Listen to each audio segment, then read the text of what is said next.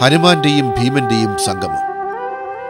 അർജുനൻ പശുപതാസ്ത്രം ലഭിക്കുന്നതിനു വേണ്ടി ശിവഭഗവാനെ തപസ് ചെയ്യുവാൻ ഹിമാലയ പർവ്വതത്തിലേക്ക് പോയി. ഇതിനുശേഷം ഇന്ദ്രദേവൻ അർജുനനെ സ്വർഗത്തിലേക്ക് കൊണ്ടുപോയി. അർജുനന്റെ അസാന്നിധ്യത്തിൽ യുധിഷ്ഠിരൻ മറ്റു 3 സഹോദരന്മാരും മാതാ കുന്തിയും പത്നി ദ്രൗപദിയുമായി ബദരിയാശ്രമത്തിലാണ് താമസിച്ചിരുന്നത്.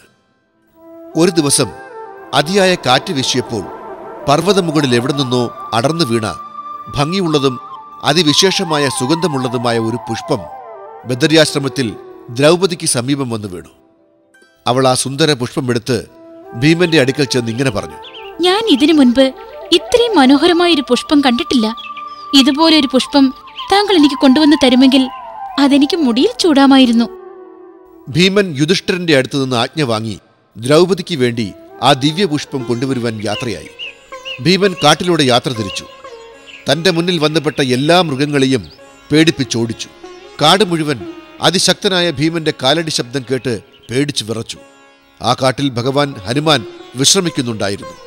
ഇത് കണ്ട് ഹനുമാൻ ആലോചിച്ചു: എന്നെപ്പോലെ തന്നെ ഭീമനും വായുപുത്രനാണ്. അതായത് ഭീമൻ എന്റെ അനുജനാണ്.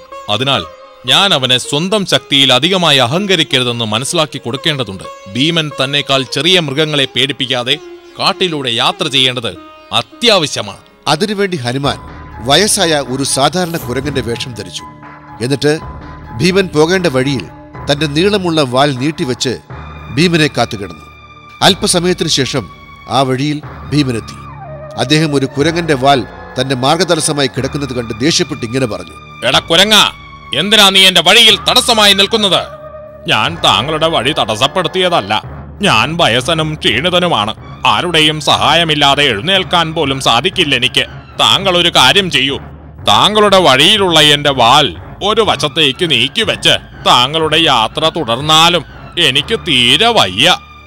ഭീമൻ വയസ്സൻ കുരങ്ങന്റെ വാൽ തന്റെ ഗദ കൊണ്ട് നീക്കിവെക്കാൻ ശ്രമിച്ചു. എന്നാൽ അദ്ദേഹത്തിന് കുരങ്ങന്റെ വാൽ ഒരിക്കൽ പോലും ഉയർത്താനായില്ല. ഭീമൻ വീണ്ടും ശ്രമിച്ചു. പക്ഷേ വാല് പാറക്കെട്ടുപോലെ നിലത്തുറച്ചിരുന്നു. ഭീമൻ വീണ്ടും വീണ്ടും ശ്രമിച്ചുകൊണ്ടേയിരുന്നു. ഒരു തവണ പോലും ഫലം കണ്ടില്ല. അവസാനം ഭീമൻ തളർന്നു. അപ്പോൾ അദ്ദേഹം ആലോചിച്ചു: ഇതൊരു സാധാരണ കുരങ്ങനല്ല, തന്നെ പരീക്ഷിക്കാൻ വന്ന ഏതെങ്കിലും ദേവനായിരിക്കും. ഭീമൻ തന്റെ 2 കൈകളും കൂപ്പി ഇങ്ങനെ പറഞ്ഞു: എന്നോട് ക്ഷമിക്കൂ ഭഗവാൻ, എനിക്ക് തെറ്റു മനസ്സിലായി. ദയവായി താങ്കളുടെ യഥാർത്ഥ രൂപം കാണിച്ചു തന്ന് എന്റെ പരീക്ഷണം അവസാനിപ്പിച്ചാലും. ഹനുമാൻ തന്റെ യഥാർത്ഥ രൂപത്തിൽ ഭീമന് മുന്നിൽ പ്രത്യക്ഷനായി. എന്നിട്ട് ഹനുമാൻ ഇങ്ങനെ പറഞ്ഞു: ഭീമ, നിന്റെ ഈ ചീത്ത അഹങ്കാരം ശമിപ്പിക്കാനാണ് ഞാൻ ഇങ്ങനെ ചെയ്തത്. ഒരിക്കലും നീ നിന്റെ ശക്തിയിൽ അഹങ്കരിച്ച് മറ്റുള്ളവരെ അംഗീകരിക്കാതിരിക്കരുത്. എല്ലാവരെയും സമന്മാരായി കണ്ട് അവർക്കെല്ലാം ആദരവ് നീ കൊടുക്കണം. ഇത് കേട്ടപ്പോൾ ഭീമൻ തന്റെ യാത്ര എന്തിനു വേണ്ടിയാണെന്നും എങ്ങോട്ടാണെന്നും പറഞ്ഞു. ഹനുമാൻ ഭീമന് യാത്രാമംഗളങ്ങൾ നേർന്നുകൊണ്ട് ഇങ്ങനെ പറഞ്ഞു: ഭീമ, ഞാൻ നിന്നോട് കുറച്ച് ഭാവി കാര്യങ്ങൾ സംസാരിക്കാൻ ആഗ്രഹിക്കുന്നു. അതായത് ഭാവിയിൽ അസുരന്മാർക്ക് സമരായ ജനങ്ങൾക്കും ദേവന്മാർക്കുമിടയിൽ ഭയങ്കരമായ യുദ്ധം നടക്കും. ശരിയാണ്. എനിക്ക് തോന്നുന്നത് അത് ഞങ്ങൾക്കിടയിലായിരിക്കും. അതായത് പാണ്ഡവർക്കും കൗരവർക്കുമിടയിൽ. എങ്കിൽ യുദ്ധാവസാനം പാണ്ഡവരായിരിക്കും വിജയിക്കുക. അതിൽ യാതൊരു തർക്കവുമില്ല. ഇതെല്ലാം താങ്കൾക്ക് എങ്ങനെയാണ് അറിയാൻ കഴിയുന്നത്? എന്തെന്നാൽ ശ്രീകൃഷ്ണൻ നിങ്ങളുടെ കൂടെയാണ് ഉണ്ടാവുക. അറിയൂ, ശ്രീകൃഷ്ണനും എന്റെ പ്രഭു രാമനും ഇവർ രണ്ടുപേരും വിഷ്ണുവിന്റെ അവതാരമാണ്.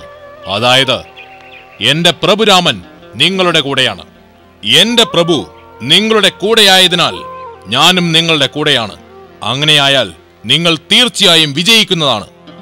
ഞാൻ അർജുനന് വാക്ക് കൊടുത്തിട്ടുണ്ട്. കൗരവരുമായിട്ടുള്ള യുദ്ധത്തിൽ ഞാൻ എല്ലായ്പ്പോഴും അദ്ദേഹത്തിന്റെ കൂടെ ഉണ്ടായിരിക്കുമെന്ന്. പക്ഷേ ഒരു യോദ്ധാവിന്റെ രൂപത്തിൽ ആർക്കും എന്നെ കാണാൻ സാധിക്കില്ല. ഞാൻ അർജുനന്റെ രഥത്തിൽ പറക്കുന്ന അദ്ദേഹത്തിന്റെ കൊടിയിലിരിക്കും. എന്നിട്ട് വരാൻ പോകുന്ന എല്ലാ അപകടങ്ങളെക്കുറിച്ചും പറഞ്ഞുകൊടുക്കും.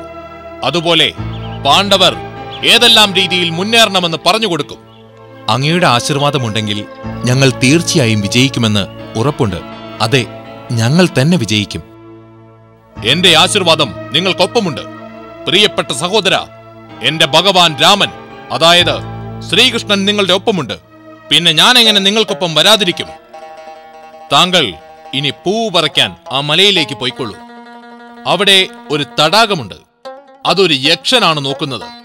അദ്ദേഹത്തോട് എന്റെ പേര് പറഞ്ഞാൽ താങ്കൾക്ക് ദ്രൗപദിക്കു വേണ്ടി പൂ പറിക്കാൻ അദ്ദേഹം തീർച്ചയായും അനുവാദം നൽകും.